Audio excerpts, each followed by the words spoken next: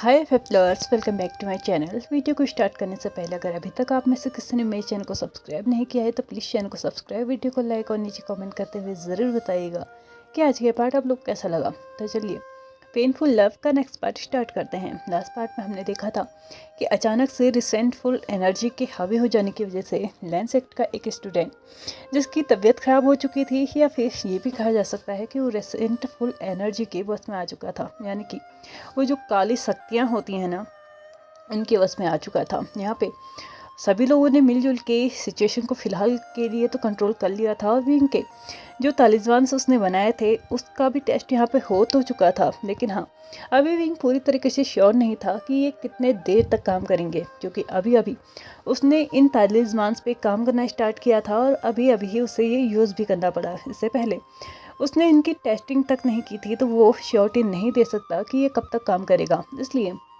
उसने सभी को ये सजेस्ट किया कि वहाँ पे कोई ना कोई रहेगा जो कि उस स्टूडेंट पे ध्यान देगा, और मेन बात ये होगी कि उसके शरीर पे लगे हुए तालिस्मान को हटने ना दिया जाए। यहाँ पे विंग की बात ख़त्म नहीं हुई। विंग ने यहाँ पे ये भी सजेस्ट किया था कि वो जो ये लोहे हैं उनको ढूंढे और उनको ख़त्म करे। अगर वो ऐसा नहीं कर सकते तो कल्टिवेशन वर्ल्ड पे ये खतरा मंडराते रहेगा। सभी लोग इस वक्त विंग की बातें सुन रहे थे, और कहीं ना कहीं बहुत सारे लोग ऐसे थे जो कि विंग की बातों से एग्री भी हो रहे थे, लेकिन कुछ लोग ऐसे थे जो कि शायद आने वाले फ्यूचर की सिचुएशन को देख रहे थे, और उन्होंने अपनी बात को पीछे ना रखते हुए आगे रख किया। उसके बाद बोलना स्टार्ट किया कि हो सकता है कि हम सभी लोग yin लोहे को ख़त्म करने के बारे में सोचे, उसे नष्ट करने के बारे में सोचे, लेकिन क्या yin लोहे को नष्ट करना इतना आसान है? अगर वो इतना ही आसान होता तो पहले के लोग उसे 4 दिशाओं में विभाजित ना करके उसे नष्ट ही कर देते। लेकिन अगर इस वक्त हम में से कोई भी उसे ढूंढने की कोशिश करता है और किसी के मन में लालच आ गया, इस कल्टीवेशन वर्ल्ड में राज करने का लालच, तो वो क्या हमारी मदद कर पाएगा?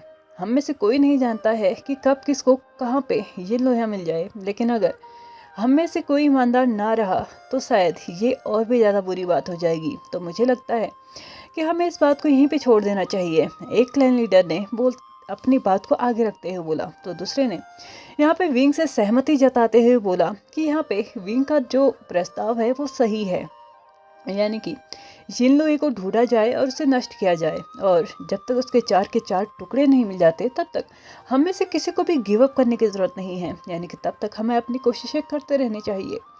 बहुत सारे लोग थे जो यहाँ पे पक्ष में भी थे और यहाँ पे विपक्ष में भी थे, लेकिन हाँ, अभी फ़िलहाल के लिए इसका कोई डिसीजन नहीं लिया गया। ऑलमोस्ट नाइट हो चुकी थी और सभी लोगों का खाना पीना और अभी आराम का भी वक्त चल रहा था, इसलिए उन लोगों ने इसके लिए कल सुबह सभा बैठाई थी, जिसके चलते वो इस सभा में इस सब की बात करेंगे। और रही बात इस स्टूडेंट की, तो यहाँ पे उन लोगों ने एक एक करके बारी लगाई कि कौन कब रहेगा, यानी कि सिर्फ लेंस एक्ट वालों नहीं, यानी कि कभी विंग, कभी लैन वांगी, कभी लेंस चेन, तो कभी महागुरु लैन या फिर कोई अदर एल्डर। इसके अलावा यहाँ पे किसी और को रुकने की इजाज़त नहीं थी। लेकिन हाँ, विंग ने यहाँ पे ये ज़रूर बोला था कि वो बीच बीच में आके चेक ज़रूर करेगा, क्योंकि उसी के तालिस्मान्स लगे हुए हैं तो उसको ज़्यादा रिस्पॉन्सिबिलिटी लेनी पड़ेगी।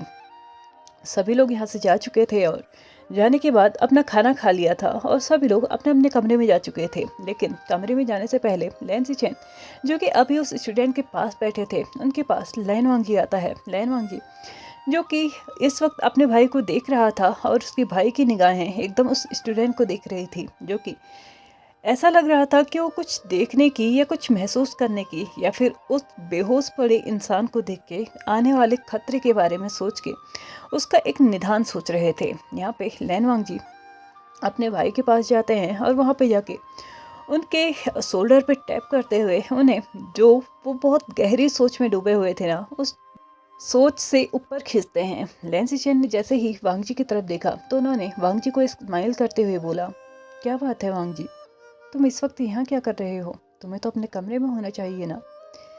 वैसे भी इस वक्त मैं यहाँ पे हूँ, तुम्हें चिंता करने की ज़रूरत नहीं है। मेरे बाद शायद अंकल आएंगे और उसके बाद मैं किसी एल्डर को यहाँ पे लगा दूंगा, लेकिन मुझे लगता है इस वक्त तुम्हें तुम्हारे कमरे में होना चाहिए।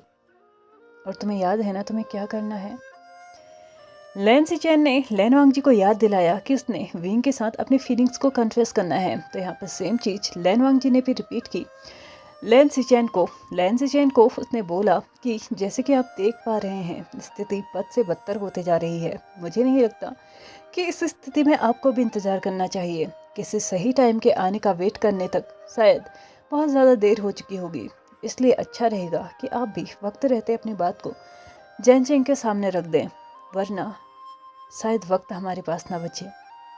लैन सिचेन ने एक स्वीट सी स्माइल अपने ब्रदर को दी और श्योर किया कि वो कल होते ही जैन चेंग से बात करेगा, लेकिन इस वक्त उसे विंग के पास होना चाहिए। लैन वांगजी ने अपने ब्रदर को ग्रीट किया, गुड नाइट विश किया और वहाँ से जा चुका था। दूसरी तरफ विंग था जो कि अभी भी अपने कमरों में उन तालिस्मान्स को और भी ज़्यादा स्ट्रॉन्ग बनाने में लगा हुआ था। लैन वांगजी जैसे ही कमरे के अंदर एंटर करता है तो वो विंग को देखता है कि वो पूरे जोर शोर से अपने तालिस्मान्स पे काम कर रहा था। यहाँ पे कमरे का सिर्फ एक कमरे का मतलब नहीं है। यहाँ पे जिंगसी, जो कि आप लोगों को पता ही है लैन वांगजी का पर्सनल हाउस, वहाँ पे सिर्फ एक ही कमरा नहीं है। हाँ, इस वक्त जहाँ पे विंग काम कर रहा है वो उनका बेडरूम नहीं है, वो उनका स्टडी रूम है और यहाँ पे वो अपने काम को फ्रीली कर सकता है, यानी कि उनके बेडरूम में कोई मैसअप नहीं होने वाला है। लैन वांगजी ने अपने हस्बैंड को इतनी मेहनत करते हुए और वो भी कल्टीवेशन वर्ड के लिए कुछ करते हुए देखा था। ऐसा नहीं था कि लैन वांगजी ने पहली बार विंग को कुछ ऐसा करते देखा था, लेकिन हाँ, इस वक्त देखा जाए तो सबसे ज़्यादा जो मेहनत कर रहा था कल्टीवेशन वर्ड के बारे में, जो ज़्यादा सोच रहा था, वो शायद विंग ही था। लैन वांगजी विंग के करीब जाते हुए, विंग के सामने बैठते हुए उससे बोलता है कि अगर उसे कोई मदद की ज़रूरत हो तो वो उसे ज़रूर बताए। विंग ने जैसे ही अपने हस्बैंड को देखा तो एक वार्म स्माइल के साथ उसने हाँ में सर हिलाया और बोला कि अगर उसे कोई मदद की ज़रूरत होगी तो वो उसको ज़रूर बताएगा। यहाँ पे लैन वांगजी अभी भी विंग के सामने बैठा हुआ था, जो कि वो ये उम्मीद कर रहा था कि विंग अभी इस काम को छोड़ के शायद अब नींद का टाइम हो चुका है तो उसे सो जाना चाहिए। काफ़ी टाइम तक जब लैन वांगजी वहीं पे बैठा रहा तो विंग ने लैन वांगजी को बोल दिया कि वो जाके सो जाए, उसे शायद लेट नाइट तक काम करना होगा। लैन वांगजी ने अपने हस्बैंड को रिफ्यूज़ करते हुए बोला कि नहीं, वो भी नहीं सो सकता, अगर वो चाहे तो उसकी हेल्प कर सकता है, वो उसे बता सकता है कि क्या करना है। तो लैन वांगजी की इन बातों को सुनते हुए विंग ने बस उसे बुक पकड़ा दी और उसके बाद उसे बताया कि इसे जोर जोर से पढ़ना स्टार्ट करे, क्योंकि यही वो बुक है जिसके चलते वो इन तालिस्मान्स पे काम कर रहा है। लेकिन हाँ, अभी वो श्योर नहीं है कि वो तालिस्मान्स इतने स्ट्रॉन्ग बन पाएंगे जितना कि इन बुक्स में लिखा हुआ है। इसलिए तुम इसे पढ़ना शुरू करो और मैं उसको ऐसे ऐसे करते जाऊंगा।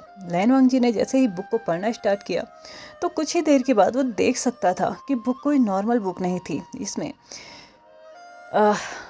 रिसेंटफुल एनर्जी को काबू करने का तरीका तो था, लेकिन वो तरीका कल्टीवेशन वर्ड के तरीकों से बिल्कुल भी मेल नहीं खाता था। यानी कि इन सिंपल वर्ड में बोला जाए तो वो एक डिमोनिक कल्टीवेशन थी।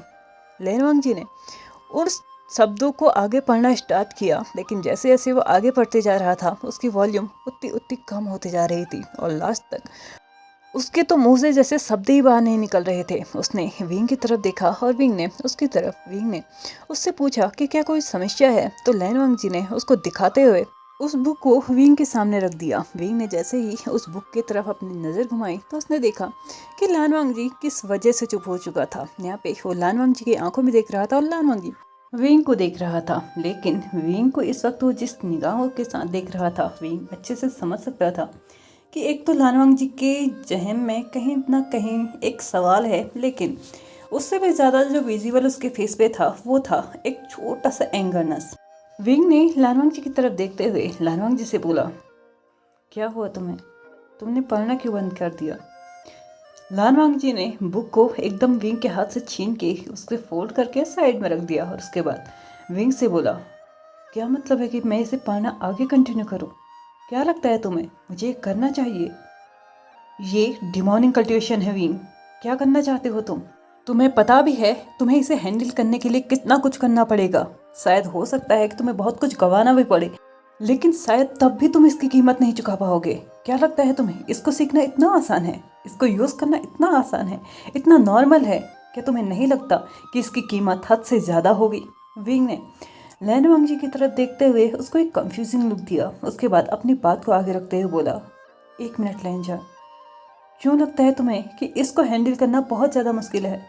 मुझे नहीं लगता इसको हैंडल करना मुश्किल है। और वैसे भी ये एक कल्टिवेशन है, इसे बस बुरी चीज़ों के लिए इस्तेमाल किया गया था, जिसकी वजह से इसको डिमोनिक कल्टिवेशन नाम दिया गया है। इसका मतलब ये नहीं है कि किसी अच्छे काम के लिए हम इसे इस्तेमाल नहीं कर सकते। अगर हम इसे अच्छे काम के लिए इस्तेमाल करते हैं तो ये कहीं से कहीं तक एक डिमोनिक कल्टिवेशन नहीं रह जाएगी। और जहाँ तक बात रही मेरी, तो मैंने आज तक इतनी कई सारी चीज़ें की हैं, अभी तक मैं इसको कंट्रोल करते आया हूँ, तो मुझे नहीं लगता कि आगे कोई प्रॉब्लम होने वाली है। और वैसे भी एक नॉर्मल सी चीज़ है, इसमें कंट्रोल करना या अनकंट्रोल हो जाना ये कहीं से कहीं तक नहीं आता है। मुझे नहीं लगता कि किसी भी बुरी चीज़ को अच्छी चीज़ के लिए इस्तेमाल करना बुरा होता है। अगर तुम्हें ऐसा लगता है तुम अभी यहाँ से जा सकते हो, मैं इसे कंटिन्यू करूँगा। और वैसे भी मुझे खुद पे विश्वास है, खुद की काबिलियत पे विश्वास है। मुझे लगता है कि मैं इसे आसानी से हैंडल कर लूँगा, तो मुझे नहीं लगता कि इसका कोई भी गलत इम्पैक्ट मेरे ऊपर पड़ने वाला है। लान वांगजी विंग की इस बात से कहीं ना कहीं तक दंग रह चुका था, क्योंकि विंग ने अभी अभी जो बोला था वो कहीं ना कहीं सच भी था। अगर बुरी चीज़ों को भी अच्छी चीज़ों के लिए इस्तेमाल किया जाए तो ऑफकोर्स सी बात है वो भी एक अच्छी चीज़ ही बन जाती है। लेकिन लान वांगजी की कही हुई बात भी तो गलत नहीं है ना।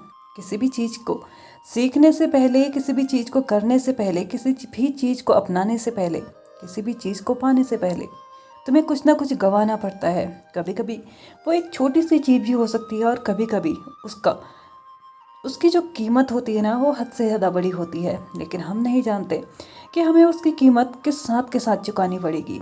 लान वांगजी को ये कहीं ना कहीं अंदाज़ा हो रहा था कि विंग जो अभी कर रहा है वो गलत इंटेंशंस के साथ नहीं कर रहा है। लेकिन हाँ, अगर किसी को और मतलब कल्टिवेशन वर्ड में इसके बारे में किसी को भी पता चलता है तो ऑफकोर्स सी बात थी विंग के इंटेंशंस को गलत ही बोला जाएगा। भले ही जब तक वो सही कर रहा है उसको इस्तेमाल किया जाएगा, लेकिन जब कभी भी बारी आ जाएगी विंग के अगेंस्ट जाने की तो ये लोग एक बार नहीं सोचेंगे कि विंग अभी तक उनके साथ था।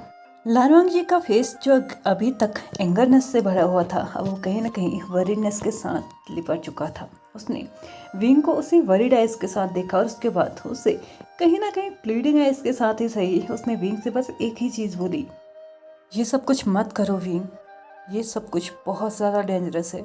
हर किसी ने इसकी कीमत चुकाई है और तुम्हें भी चुकानी पड़ेगी। क्या तुम्हें लगता है कि तुम उस कीमत को चुकाने के लिए तैयार रहोगे? चलो एक पल के लिए मान लिया कि तुम उस कीमत को चुका भी लोगे, लेकिन उस वक्त हमारा क्या? जो तुम्हारे अपने हैं उनका क्या? जो तुमसे जुड़े हुए हैं उनका क्या? जो तुम्हें प्यार करते हैं उनका क्या? क्या उन इंसानों को भी ये सब कुछ झेलना होगा? क्या तुम्हें नहीं लगता कि तुम्हारी एक छोटी सी गलती किसी और की लाइफ में एक बहुत बड़ा तूफान लेके आ सकती है?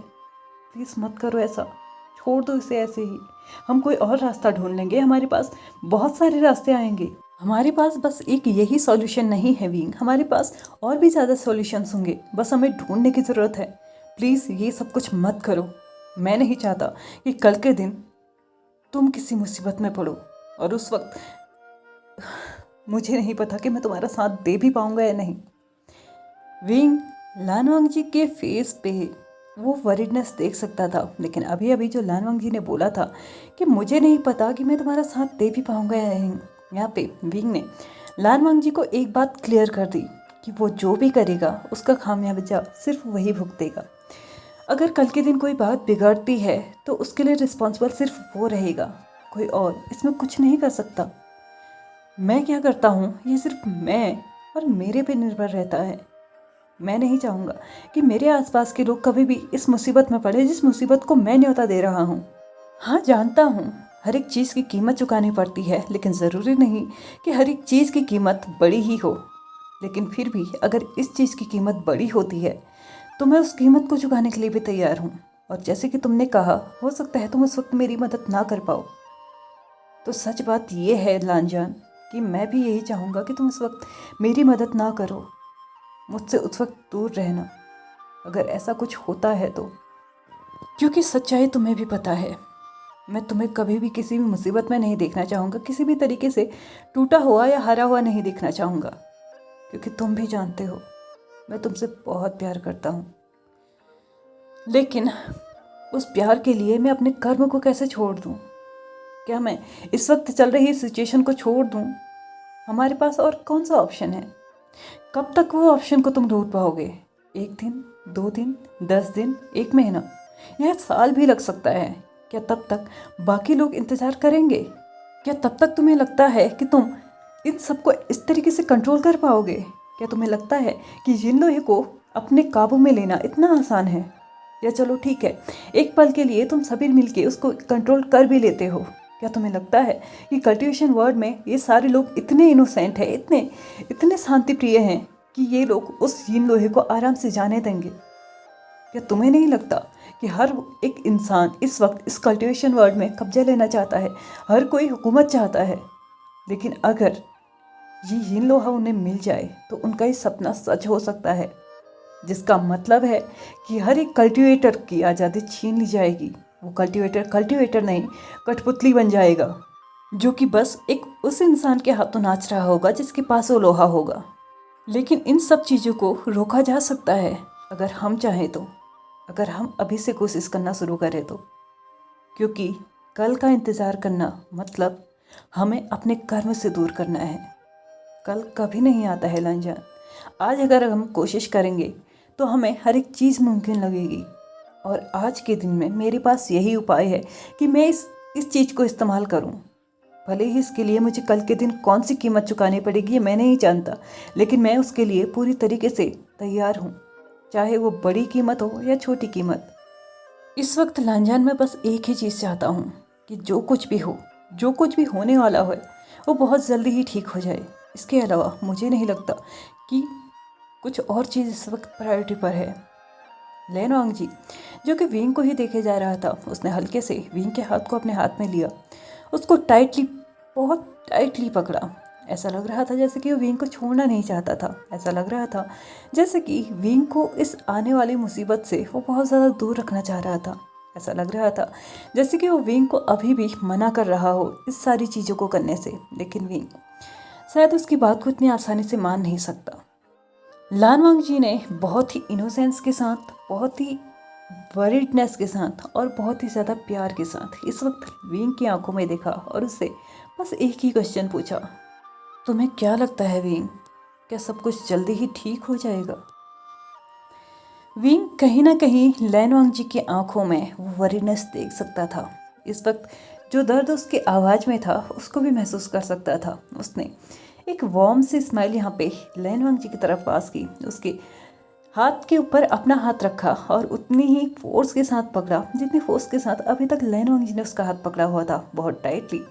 एक दूसरे के हाथ को पकड़ने के बाद लैन वांगजी को आंसर किया, चिंता मत करो, मुझे लगता है हमारा आने वाला कल बहुत सुंदर होगा। बस हमें अभी थोड़ा सा काम करना होगा, हमें अभी जो सिचुएशन है उसको संभालने के बारे में सोचना होगा। आज नहीं तो कल चीज़ें ठीक हो जाएंगी, तुम्हें विश्वास करना होगा। विंग ने लैन वांगजी को बोल तो दिया आने वाला कल बहुत सुंदर होगा। क्या वो कल सच में सुंदर होगा या फिर लैन वांगजी ने जो प्रिडिक्ट किया है वही सच होगा? ये तो हम देखेंगे आने वाले पार्ट्स में। तो चलिए फ्रेंड्स, आज के इस पार्ट को हम यहीं पे ख़त्म करते हैं। वीडियो पसंद आई हो तो please like share subscribe and comment करते हुए जाइएगा। Thank you so much for watching my video and bye bye.